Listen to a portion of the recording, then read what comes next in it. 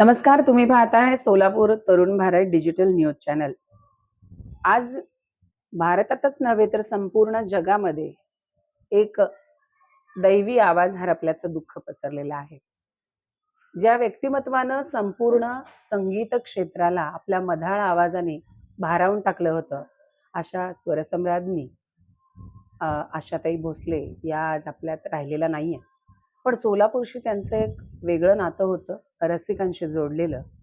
आपल्या सोलापूर शहरामध्ये Mohanji Sony sir हे जुन्या गाण्यांचे संग्राहक म्हणून ओळखले जातात.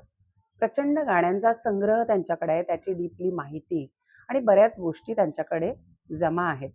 त्या पेटारातल्या काही गोष्टी आज आपण या ठिकाणी जाणून घेणार आहोत. आशाताईंच्या कोणत्या आठवणी त्या आपल्याशी शेअर करतायत, चला पाहूया. सर नमस्कार. नमस्ते. अ, आशाताई आज आपल्यात नाहीत हे सांगणंही जड जाते. जड आहेच हो. आणि त्याचं कारण काय माहितीये का, काल जेव्हा मी बातमी वाचली, ऐकली, त्यांना ऍडमिट केलंय म्हणून, आणि आज सकाळी बातमी ऐकली आणि पाहिली ते गेल्या म्हणून, म्हणजे 24 तासाच्या आत हा सगळा खेळ संपलेला आहे. संपलेला आहे. पण मग आशाताईंच्या काय आठवणी आहेत की ज्या तुम्ही जमवून ठेवलेल्या आहेत तुमच्या जवळ? कारण तुमच्याकडे पाहताना एक जुने संग्राहक म्हणून गीतावर संगीतावर प्रेम करणारे प्रेमी म्हणून ओळख आहे तुमची. तर तुमचं मत काय आहे त्याबद्दल? काय संग्रह आहे तुमच्याकडे? ना, आशा भोसलेंची जवळजवळ 2 ते 2.5 हजार गाणी माझ्या संग्रहात आहे. आणि ती सगळ्या प्रकारची आहेत. आणि त्यांनी ज्या ज्या भाषेमध्ये गाणी गायली, मराठी आहे, बंगाली आहे, हिंदी आहे, याशिवाय पंजाबी आहे, अशा सर्व भाषातली गाणी मला जेवढी गोळा करता येतील तेवढी मी रेकॉर्डच्या स्वरूपामध्ये केलं. आणि आता अलीकडं तर जरा सोपं झालेलं आहे. YouTubeवरनं तुम्ही शिट्टी वाजवलं की गाणं मिळतं. पूर्वीपेक्षा अशी आता अवस्था. सोपं झालेलं आहे. सोपं झालंय. कारण प्रत्येकाच्या संग्रहामध्ये जे स्वतःचं म्हणून त्यांनी काही साठवून ठेवलं होतं, ते प्रत्येकजण मोकळं करून YouTubeला वगैरे टाकून देतोय. त्यामुळं ही गाणी मिळणं शक्य झालं. नाहीतर पूर्वी माझ्याकडे जी रेकॉर्ड आहे ती तुम्हाला मिळू नये, अशा प्रकारची भावना पूर्वीच्या रेकॉर्ड कलेक्टर मध्ये सुद्धा होती. वाईट आहे ते, पण होतंय, स्वभाव पण होतो होतं, तसा. मनुष्य स्वभाव आहे, त्याला काही इलाज नाही. माझ्याकडे जे आहे ते तुमच्याकडे असू नये, अशी भावना असणारे लोक फार होते. ओके. रेकॉर्ड कलेक्टर मध्ये तर मी फार बघितले.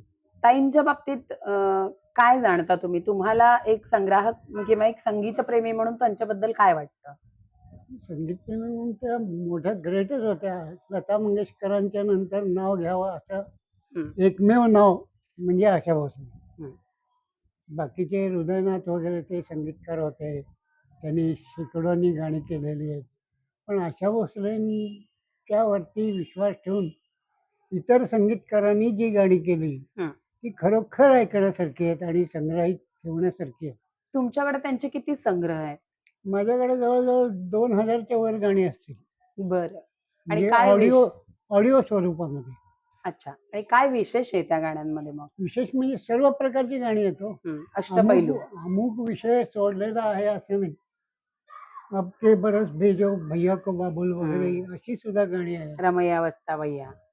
मी इतकी गाणी आहेत म्हणजे की तुम्ही शास्त्रीय आठवताल संगीत. तर. शास्त्रीयावरती तर त्यांचा म्हणजे चांगलाच कमांड होता. शास्त्रीय ते पॉप पर्यंत. अगदी सर्व प्रकारची गाणी गाणारी एकमेव गायिका. वळवेल तसा घसा वळायचा असं आणि म्हटलं ज्या जातं. म्हणजे संगीतकाराला वाटायचं किंवा ह्या गाण्याला आशा भोसलेच न्याय देईल, त्यांनी आग्रहाने आशा भोसलेंना घेऊन गाणी केलेली. म्हणजे बर्मन दादा सारखे असतील किंवा O.P. नय्यर तर अनेक शेकड्यांनी गाणी O.P. नय्यरनी गेलेली त्यांच्यावरती पूर्ण विश्वास टाकून. हो. तुम्ही प्रत्यक्ष त्यांना कधी भेटलायत का? मी त्यांचे 4 कार्यक्रम ऐकले. अच्छा. प्रत्यक्ष. आणि काय मला लक्षात येत आहे की त्यांचे कार्यक्रम आणि पाऊस याचा काहीतरी गणित होतं. दुरान्वयाने काहीतरी संबंध असावा. अच्छा. कारण मी पुण्याला गेलो होतो. पुण्याला आशा भोसलेंचा कार्यक्रम आहे म्हणून मला समजलं. आणि ते समजल्यानंतर मी म्हणलं आता जाऊया कार्यक्रमाला. गेलो तर तिकीटच मिळालं नाही. जे मैदानावर कार्यक्रम होता तरी सुद्धा तिकीटं संपलेली होती. आणि नेमका त्या दिवशी पाऊस आला. हं. पाऊस म्हणजे धो पाऊस आला आणि त्यांचा कार्यक्रम रद्द झाला. अच्छा. रद्द झाला आणि मग दुसऱ्या दिवशी बातमी आली, की कालचा कार्यक्रम रद्द केलेला आहे आम्ही आणि आज संध्याकाळी होणार आहे. अच्छा. ज्यांना पाहिजे असेल त्यांनी, नको असेल त्यांनी तिकीटं परत करावीत आणि ज्यांना पाहिजे असतील त्यांना त्यांनी तिकीटं यावं. मिळतील. हं. मग मी दुसऱ्या दिवशी तिकीट काढून गेलो. अच्छा, म्हणजे गेलात तुम्ही दुसऱ्या दिवशी. प्रत्यक्ष कार्यक्रम ऐकला अगदी म्हणजे एक 100 गजावरनं ऐकला असेल तो. आणि त्या दिवशी सुद्धा गंमत म्हणजे काय, त्या दिवशी ढग भरून आले, पाऊस यायला लागला. हं. नाना पाटेकर होते त्या कार्यक्रमामध्ये. नाना पाटेकर मागं छत्री घेऊन उभारले होते. ओह! अच्छा. जवळ-जवळ म्हणजे पाऊस थांबेपर्यंत नाना पाटेकर छत्री घेऊन उभारलेले होते. हं. आणि तो कार्यक्रम मी बघितला आणि आशा भोसले त्यांच्या नेहमीच्या पद्धतीने अगदी फ्रीलान्स बिनधास्त. बिनधास्तपणाने त्या गात होत्या. आणि इतका रंगला कार्यक्रम, जवळ-जवळ 3 तास कार्यक्रम आशा भोसलेंचा झाला. तो एक कार्यक्रम मी पुण्याला बघितला. हं.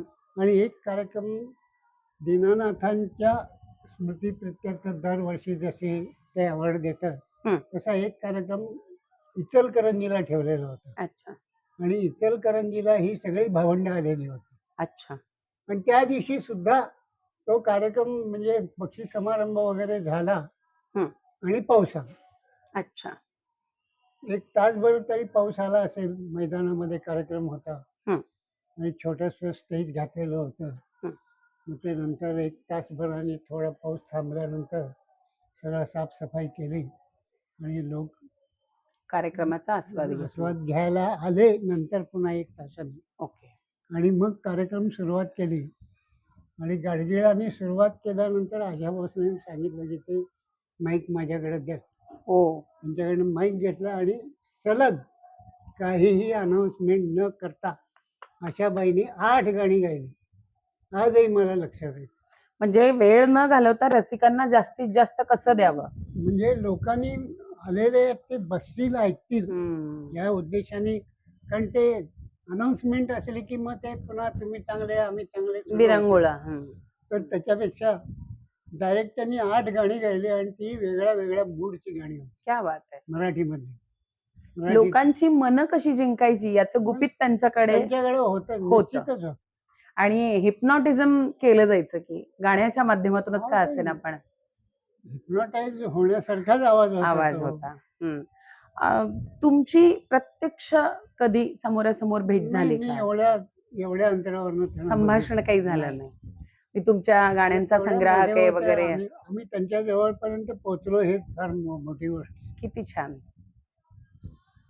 कारण मी माझ्याकडे आता जर माझा संग्रह बघितला तर सोलापुरात जितके कलाकार आले हं. त्या सगळ्या कलाकारांच्या सह्या माझ्या संग्रहामध्ये आहेत. मग आशाताईंची पण आहे का नाही, तुमच्याकडे असे? कारण ती प्रत्यक्ष त्यांची आमची गाठ पडली नाही. अच्छा. आशा भोसले नाही, लता मंगेशकर नाही. लता मंगेशकर सुद्धा जेव्हा सोलापूरला आल्या होत्या तेव्हा त्याचे माझं बाळ नावाच्या सिनेमाचे रेकॉर्ड माझ्याकडे आहे अजून. अच्छा. आणि त्या दिवशी इतकी तुफान गर्दी होती त्या कॉलेजवरती हं. की वॉलचंद कॉलेजला. वालचंद कॉलेजला. हं. तिथं आमच्या मित्राने एक स्टॉल घातलेला होता हो. दुधाचा. अच्छा. तिथं मी बसून ते संपूर्ण कार्यक्रम ऐकला. अच्छा. आणि कार्यक्रम ऐकल्यानंतर सगळे लोक पांगापांग झाल्यानंतर मग मी आतमध्ये गेलो आणि लता मंगेशकर एवढ्या अंतरावरनं त्यांना बघितलं हं. हं. आणि मलाच हळहळ वाटायला लागली की आपण आपण नाही रेकॉर्ड भेटू आणायला शकत. पाहिजे होती. हं.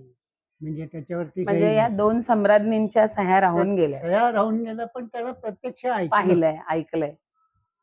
अगदी म्हणजे त्यांच्याकडचं काय संग्रह तुमच्याकडे आहे? सगळ्या आशाताईंचा. प्रकारची गाणी येते. तो आम्हाला पाहायला मिळू शकेल? तर रेकॉर्डच तुम्हाला दाखवावे लागतील.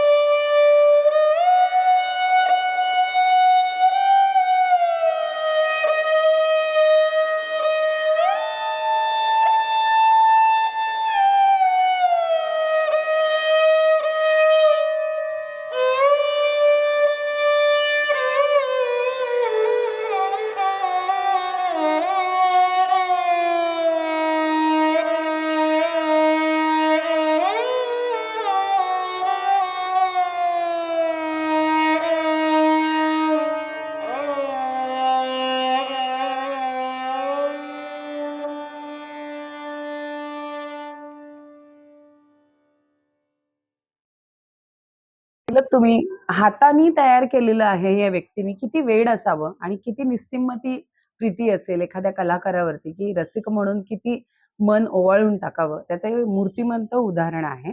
आणि त्याचबरोबर काका, हे तुमच्या हातात जे आहे ते काय आहे? याला LP म्हणतात, लॉंग प्लेइंग रेकॉर्ड. ओके. पूर्वी रेकॉर्ड ज्या निघायच्या त्या सुरुवातीला 78च्या स्पीडच्या निघायच्या. हो. त्याच्यानंतर मग EP निघायला लागल्या, एक्सटेंडेड प्ले रेकॉर्ड. हं. त्याच्यामध्ये 4 गाणी असायची. हं.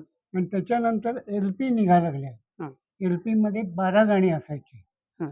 मग ती काही एकाच कलाकाराची असतील किंवा अन्य मिक्स अशी काही गाणी असतील. संमिश्र. आता जी आपण बघतोय ती मानापमान नाटकाची रेकॉर्ड आहे. याच्यात ताईंचा फोटो दिसतोय. आशा भोसलेंनी ह्या नाट्यसंगीत मोठ्या प्रमाणामध्ये गायलेलं आहे त्यांच्या अन्य भगिनींच्या तुलनेने. कोणती गाणी आहेत त्यांची? कोणती आता पदं आहेत? ह्या LP मध्ये जे आहे ते चंद्रिका ही जणू आहे. हं. त्याच्यानंतर युवती म्हणा दारुण. युवती म्हणा. म्हणजे जी गाणी दीनानाथांनी गायली तीच गाणी आशा भोसलेंनी मानापमानसाठी गायलेली आहे. किती छान. हे त्याचं वेगळेपण आहे.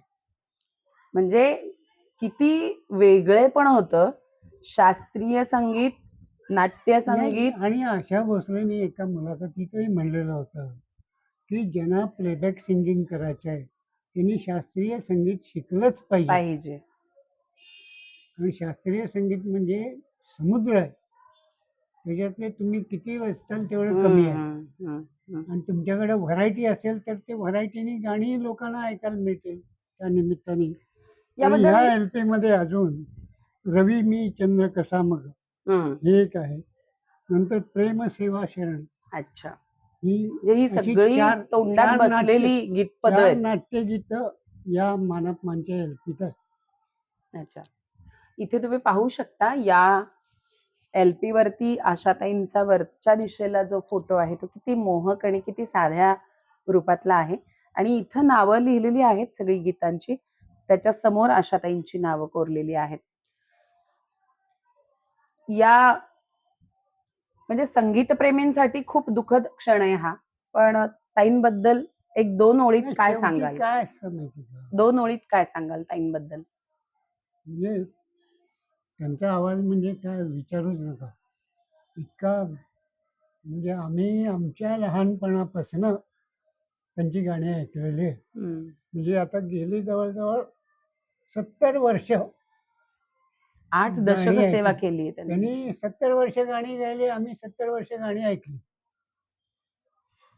हा तर मोठा हे आहे. खूप मोठा प्रवास. मोठा प्रवास त्यांचाही आहे आणि आमचाही आहे. 70 वर्ष गाणी ऐकायची. आजही माझ्याकडे घरामध्ये रेडिओ चालू असते. बाहेरचे आवाज, भुंकण्याचे आवाज ऐकण्यापेक्षा घरातला संगीताचा मधुर आवाज संगीताचा जास्त आवाज. बरं पडेल. ही पण एक थेरपी आहे. नाही, ती थेरपी आजच नव्हे, मी पूर्वीपासून माझ्या घरामध्ये रेडिओ 6 बँडचा 8 बँडचा रेडिओ होता. तेव्हापासून मी ठरवलेलं होतं की आपल्या घरातला रेडिओ चालू राहिला पाहिजे. बाहेरचे इतर कुठले तरी गोंगाट ऐकण्यापेक्षा घरातला रेडिओचा आवाज ऐकलेला केव्हाही चांगला. खरे तर हीच एक वेगळी श्रद्धांजली असू शकते एखाद्या महान कलावंतासाठी, की त्यांच्यावर प्रेम करणारे जे रसिक आहेत ते किती मनापासून, किती खोलवर रुतून प्रेम करतात. या जुन्या रेकॉर्ड्स आज पाहायलाही मिळणार नाहीत. संगीत मानापमान सारख्या नाटकाचं जे काही संग्रह आहे तो त्यांनी इतकं जपून ठेवलाय की काढताना सुद्धा जर्जर झाले ते, पण त्यांनी इतके सांभाळून ते काढलं. याला म्हणतात जिव्हाळा, ओढ आणि आत्मीयता, जी आशाताईंनी आणि मंगेशकर कुटुंबियांनी कायम मिळवलेली आहे. या ग्रेट कला भरून दिलंय हो. त्यांनी मिळवलं नव्हे, त्यांनी रसिकांना भरभरून दिलेलं आहे. खरं. आणि आजच नव्हे तर पुढची 50 वर्ष त्यांची आठवण राहील निश्चितपणे. निश्चितच हे क्षण असेच कायम स्मरणात असावेत. आशाताईंचा आवाज आयुष्यभर सगळ्यांना आनंद आणि सुख देत राहो, हीच त्यांना भावपूर्ण श्रद्धांजली.